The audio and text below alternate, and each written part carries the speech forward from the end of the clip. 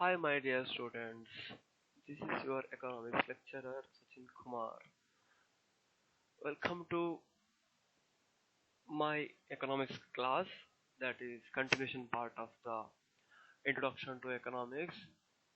Here today we are going to study about the welfare definition of economics. In the last class we have studied about the wealth definition of Adam Smith, and I said welfare definition is given by Lionel Robbins.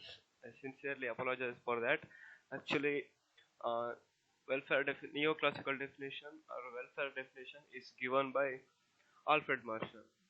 Okay, let's start with the welfare definition.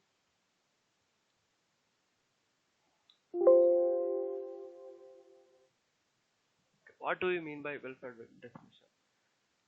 As I said, the welfare definition is given by Alfred Marshall.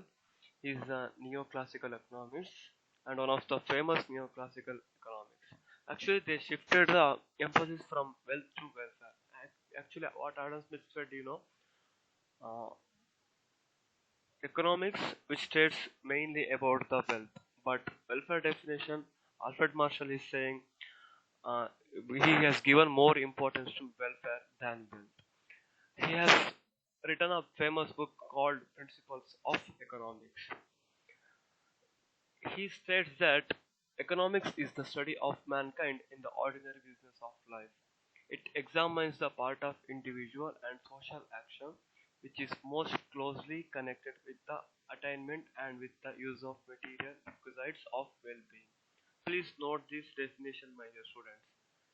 This definition is very important, and try to understand the definition. Okay, what does the definition says? Economics is the study of mankind in the ordinary business of life. As I said, it studies about the man in the ordinary business of life, in the ordinary days. It examines the part of individual and social action which is most closely connected with the attainment and with the use of material requisites of well-being. And here he has given more importance to material things. He is saying that material things will satisfy human wants, and welfare is mainly depending upon the material things or material well-beings.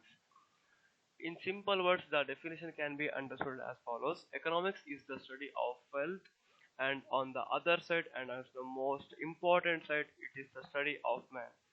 Try to understand this, guys. Economics is the study of wealth, and also more important part is the economics is the study of man. Next, what welfare definition says: it considered material things and neglected non-material things. Please note this, my dear students.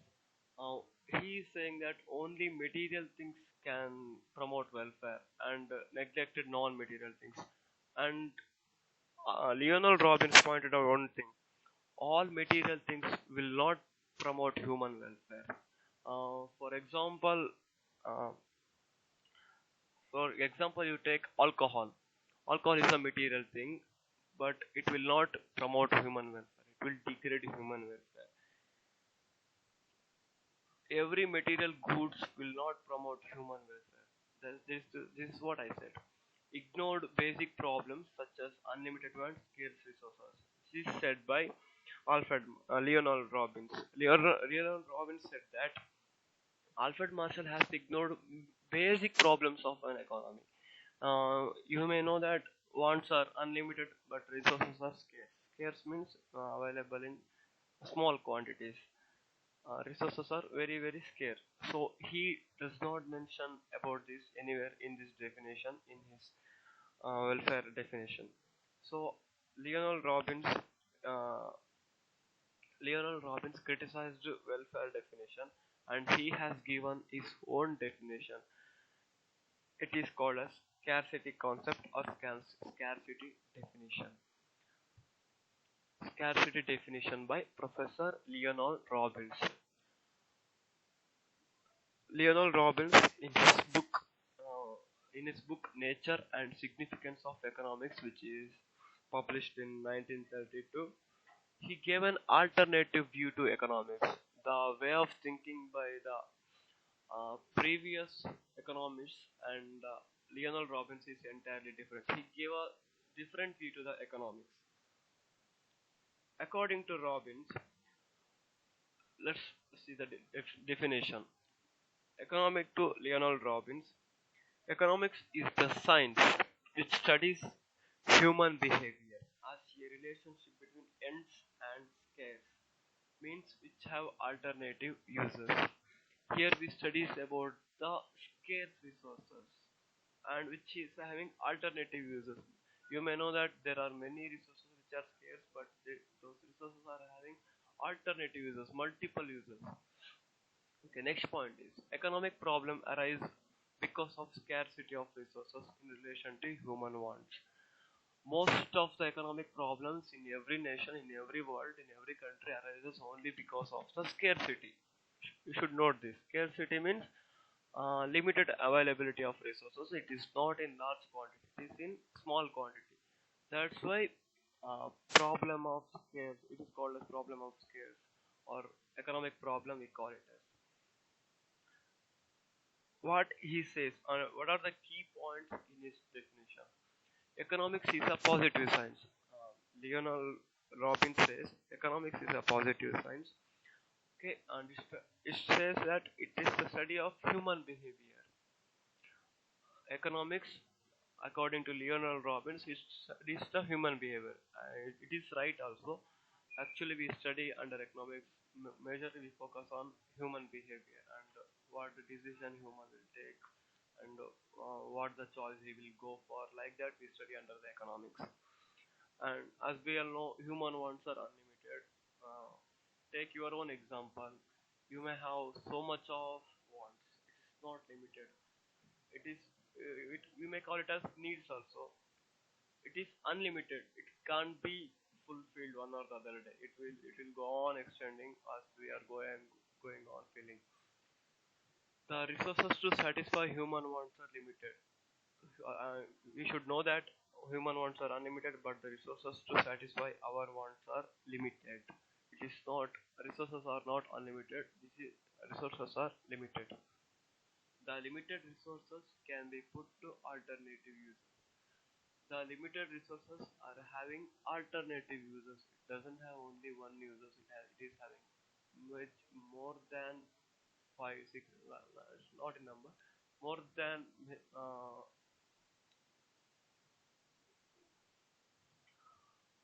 the limited resources can be put to alternative uses. It means the resources are limited, but its uses are very much wide.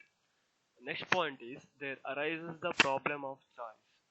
Okay, what happens if the resources have is having multiple users? So there arises a problem of choice. I will give you an example. uh, Government has planning to construct a road and also lay a construct a building, school building. So both are important. In the one side, for the transportation purpose, road is also important, and another side, the school building is also important. With the limited budget, with the limited money, we can say it as with the limited money, government has to decide one thing because it can't go for two things. Uh, as I said, government has only imagine 1,000 crores. It can be only used either for school or either for road. So there arises the problem of choice. It is called as problem of choice because what you will think, according to you, what you will go for. Both are different and both is important. This is what Lionel Robbins says in his definition. And next point is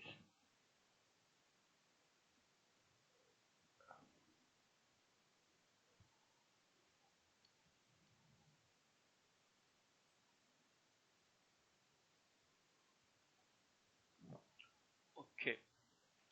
What do you mean by problem of choice? Okay, I will tell you. The inability to satisfy unlimited wants with limited resources creates the problem of choice. It is called as problem of choice. The It's inability. It's our inability because limited wants cannot be satisfied. Only limited wants can be satisfied. Inability to satisfy unlimited wants with limited resources creates the problem of choice. Please note this. Therefore, choice making or decision making becomes a means of tackling all economic problems. So, Robinson definition is concerned with the positive aspect of the subject. However, modern economics feels that economics is also a normative science.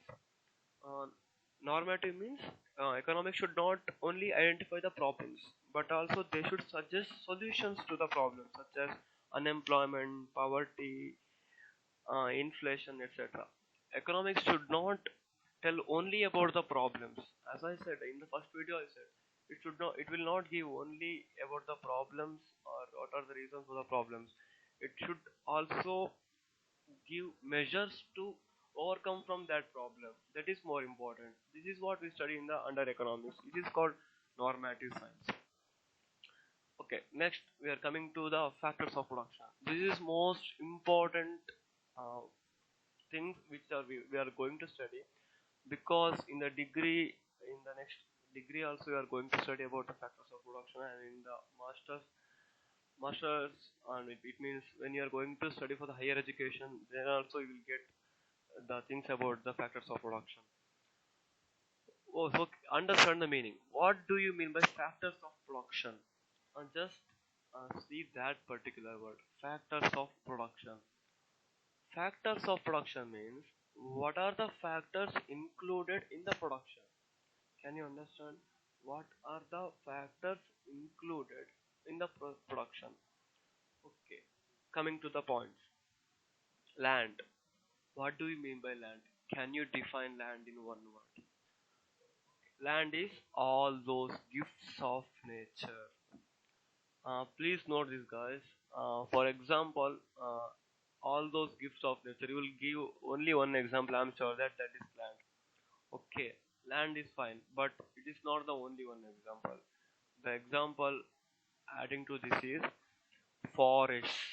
We should write here examples of land. Forest, minerals, and as of course the land, etc. are called as land.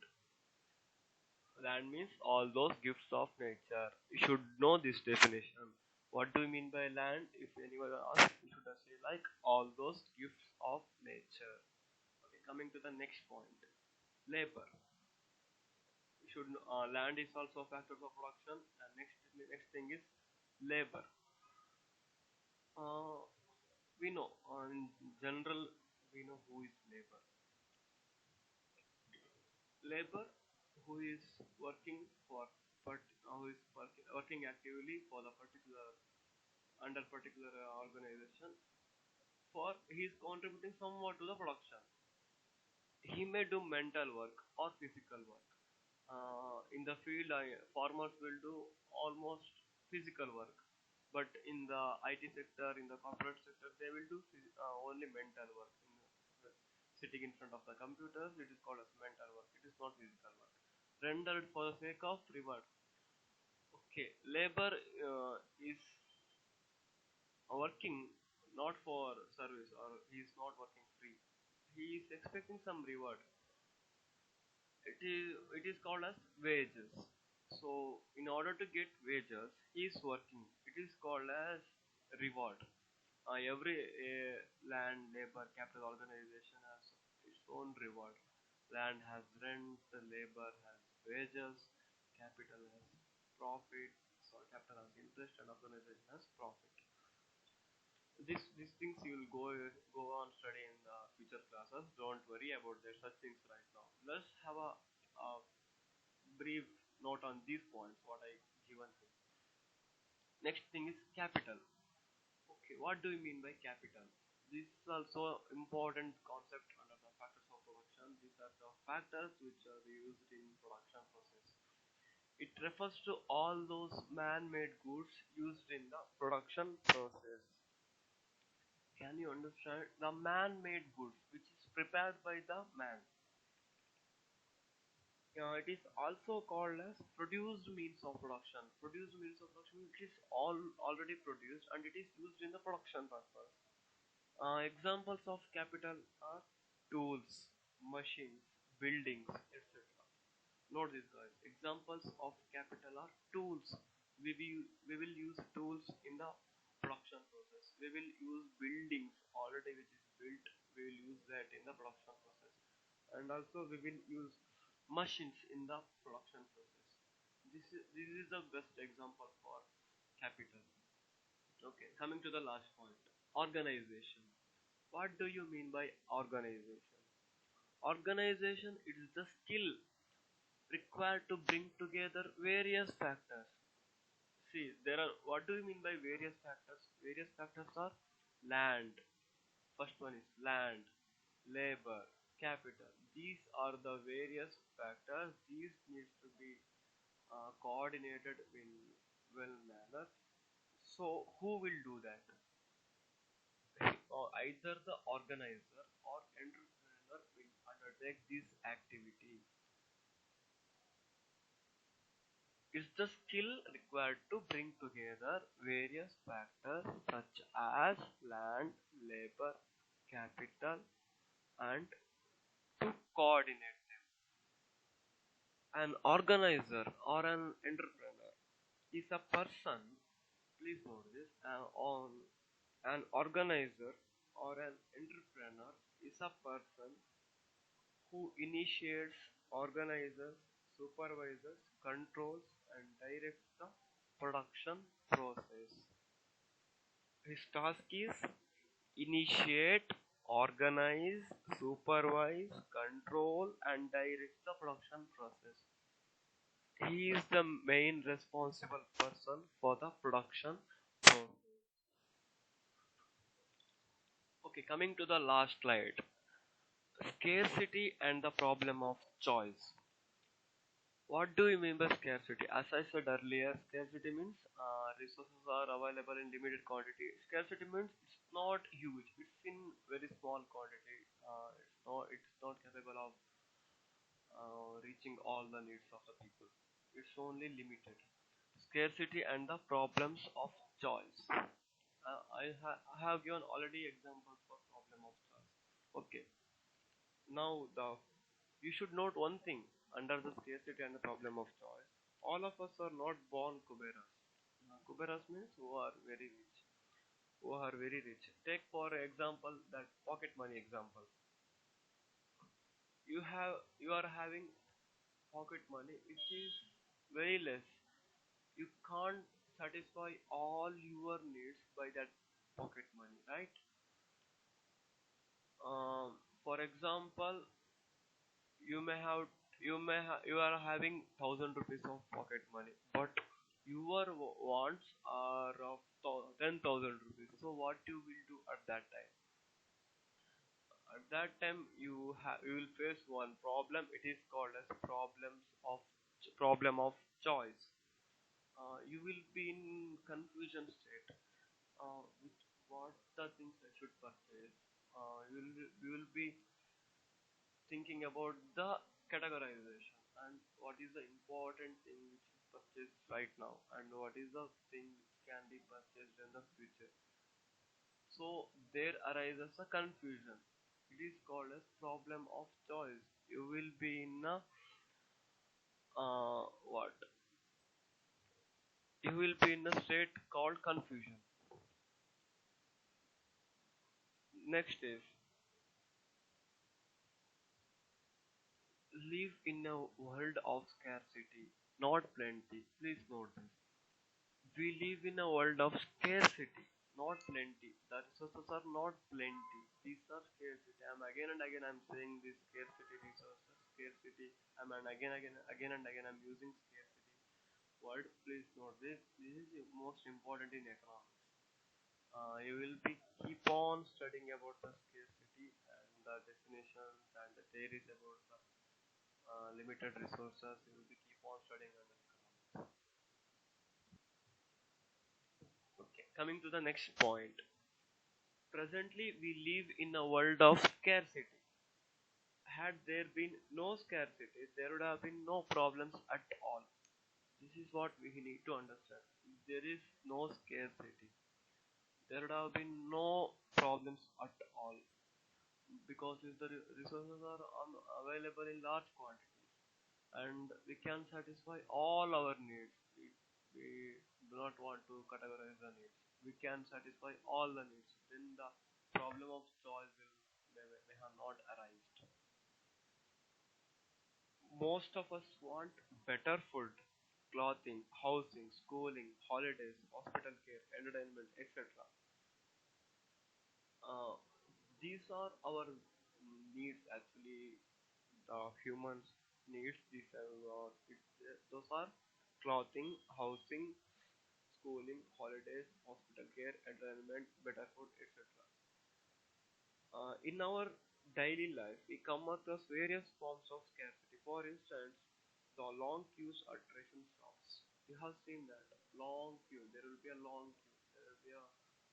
There will be many persons standing in front of the ration shops. It's scarcity example. And in petrol bunks and railway booking counters, there are also it will be large queue and people traveling on the top of the bus. This is the best example for the scarcity. And the rush to get a ticket to watch a cinema. These are the examples given in your book in the first PUC economics. These are the examples are given. These are the very beautiful examples they have noted. This is because we do not live in a world of plenty. All these examples says that we do not live in a world of plenty. We live in a world of scarcity.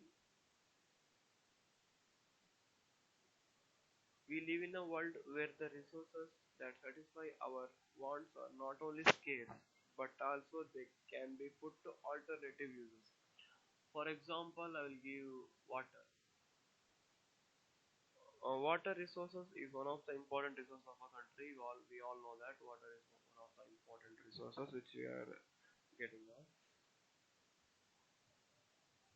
It is very important for human beings. Yes, of course, it is very important for us. And without drinking water, no human being can survive. Water is also used to irrigate cultivable land. Farmers will use water in plenty. So for them also water is very important, and it is used for household purposes for cleaning, uh, washing clothes like that. In household purposes also water is used, and it is used in industries, and also it is used to generate electricity. Thus, water is having multiple uses, alternative uses. However, the availability of water is limited. You should know that water is limited resources, not unlimited resources, because the potable drinking water is also limited resources. What we are the problem currently we are facing is potable drinking water. Everyone are not getting good drinking water. Because of that, the health problem is starting to arise. Uh, out of 100% of total water, only 3% of it can be consumed or it can be used to the human activities. Remaining 97% is not able to. We cannot use that for the human activities or these industries or these farmers. It is not usable. Thus, as I said, water has alternative uses, but the availability of water is limited. Therefore, the character of alternative uses of the resources gives rise to the problem of choice between different users. So, I have given so much examples here. Like uh, for human beings, water is most important, and for industries, they are using water, and household purposes also they are using water, and farmers also using water. What you will do in this case if you have limited resource, right? If you have limited water availability, for which field you will go for? This is the problem we will study under economics. This is called the scarcity and the problem of choice. In order to conclude, I'll say this. we all know that resources are very scarce, and our wants are unlimited. We will keep on putting a new need, new want. If the if the existed wants we reach, we reach with the that existed want means the new want we will set. Like, for example, one person is having dream of purchasing bike. After purchasing bike, he will go for a car. Like that, he will go for bigger things. This is what unlimited wants. It cannot be satisfied. And personally, I will say that I have given the example of water. Water should be used in a sophisticated manner. We should not waste the water because these are the basic resource, basic things what human humans need, and we should not waste the water. And there are electricity also. This is also not available in plentiful manner. It is available in small quantity. So usage of these resources, of these scarce resources, is very important. We should not waste the resources which are available in large quantities. We should be a very there should be a very good usage of resources, and we should not waste the resources. Food also, I'm giving example. In so many occasions, in so many functions, we will see that so much of people are using wasting food, throwing out to the dustbins, garbages, etc. It should not be the case. We should not waste the food. We have the right only to use the food for making our stomach full, not to waste. There are many people who are not able to get food for one time per day. You should not. You should understand this. Okay, guys. See you in the next class. Next class, I'm going to deal with the production, distribution, exchange. So make sure that while coming to the next class, try to get some meanings or some information about the consumption, production, distribution, and exchange. This is what I'm going to deal with next class, and all. After that, you are having statistics and economics. Don't worry by looking at that statistics word. It is very easy. Most of the students are worried about statistics. It's like it is tough, it is mathematics, it has formulas like that. No, a first PUC statistics is very easy. Thank you. See you in the next class. Bye bye.